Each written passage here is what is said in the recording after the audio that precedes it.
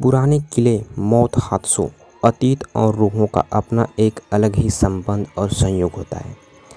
ऐसी कोई जगह जहां मौत का साया बनकर रूहें घूमती हैं, उन जगहों पर इंसान अपने डर पर काबू नहीं कर पाता और अजीब दुनिया के सामने जिसके बारे में उसे कोई अंदाज़ा नहीं होता, अपने घुटने टेक देता है। दुनिया भर में कई ऐसे पुराने किले हैं जिनका अपना एक अलग ही काला अतीत है और वहाँ आज भी रूहें का वास हैं।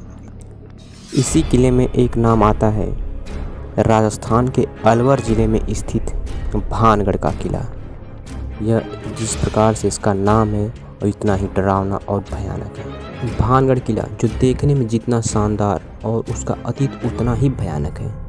आपको बता दें कि भानगढ़ किले के बारे में प्रसिद्ध एक कहानी के अनुसार भानगढ़ की राजकुमारी रत्नावती, जो कि नाम से ही अनुरूप बेहद खूबसूरत थी, उस समय उसके रूप की चर्चा पूरे राज्य में थी और साथ ही साथ देश के कोने कोने से राजकुमार उनसे विवाह करने के इच्छुक थे। उसी समय उनकी उम्र महज 18 वर्ष की थी और उनका यौवन उनके रूप में और निखार ला चुका था।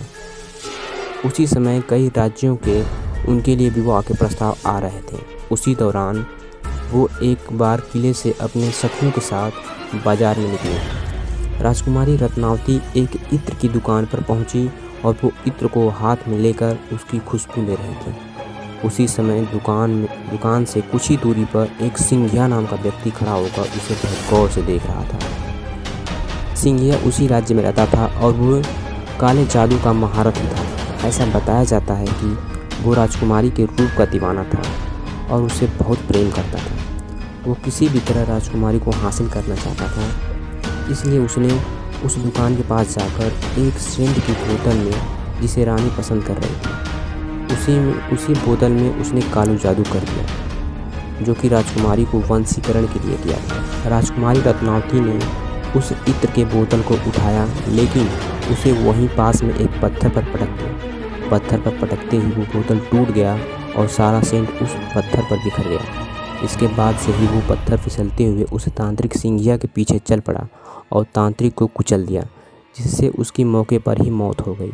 मरने से पहले तांत्रिक ने श्राप दिया कि इस किले में रहने वाले सभी लोग जल्द ही मर जाएंगे और वो दोबारा जन्म नहीं ले सकेंगे और उनकी आत्माएं उम्र भर हमेशा हमेशा के लिए उस किले में भटकती रहेंगी। उस तांत्रिक की मौत के कुछ दिनों के बाद ही भानगढ़ और अजबगढ़ के बीच युद्ध हुआ, जिसमें किले में रहने वाले सारे लोग मारे गए।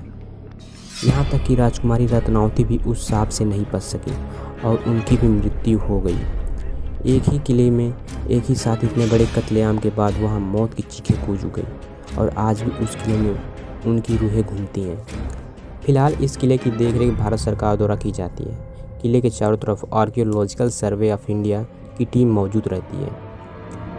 इस किले के बाहर एक बोर्ड लगा हुआ है, जिस पे साफ साफ लिखा गया है कि सूर्यास्त के बाद इस इलाके में जाना सख्त मना है, अन्यथा आप सूर्यास्त के बाद गए इस किले में तो आप वापस नहीं आ सकते।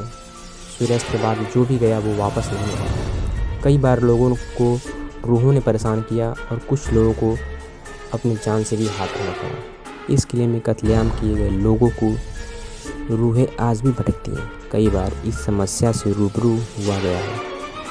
एक बार भारतीय सरकार ने अर्धसैनिक बलों की एक टुकड़ी यहाँ लगाई थी ताकि इस बात की सच्चाई को जाना जा सके, लेकिन वो भी असफल रही। कई सैनिकों ने रूहों के इस इलाके में होने की पुष्टि की थी। इस किले में आज भी जब आप अकेले होंगे तो तलवारों की टनकार और लोगों की चीखों को महसूस कर सकेंगे। इसके अलावा इस किले भीतरी कमरों में महिला के रोने या फिर चूड़ियों के खनकने की भी आवाज़ें साफ सुनाई देती हैं।